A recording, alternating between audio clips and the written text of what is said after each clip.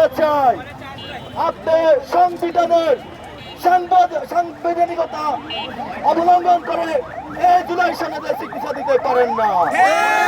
কারণ আপনি আগে লক্ষ্মীপুর, ফেনী, নোয়াখালী এদের মতামত দিতে হবে কুমিল্লার সাথে বিভাগে যাবে কিনা। এ ধরনের মতামত যদি না নেন, এটি হবে জুলাই পরিপন্থী, সংবিধান পরিপন্থী। সুতরাং সংবিধান পরিপন্থী কিছু করবেন না। আমরা সংবিধানকে সম্মান করি। জুলাই সনদ হোক, আমরা জুলাই সনদের পক্ষে।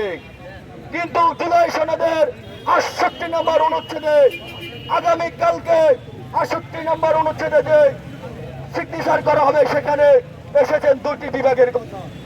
কুমিল্লা বিভাগ হোক, এতে আমাদের কোনো সমস্যা নেই। তবে আমরা একটি কথা বলতে চাই, আমরা নোয়াখালীবাসী, বৃহত্তম নোয়াখালীবাসী, আমাদের দীর্ঘদিনের একটাই দাবি, সেটি হচ্ছে নোয়াখালী নামে বিভাগ। সুতরাং সাংবিধানিকতা রক্ষায় আগামীকালকে জুলাই সনদ থেকে বিভাগ খেলা বাদ দিতে হবে।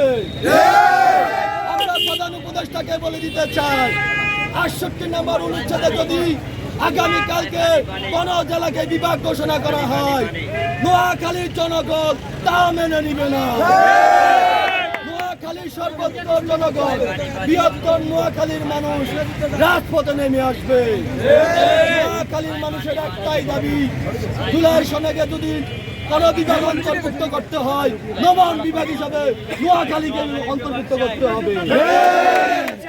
বৃহত্তম নোয়াখালীবাসী ঐক্যবদ্ধ আছে, তাদের সকলের একটাই দাবি নোয়াখালী বিভাগ। ইনশাআল্লাহ আমরা নোয়াখালী বিভাগ দিয়ে তারপরে দিব। ধন্যবাদ সবাই।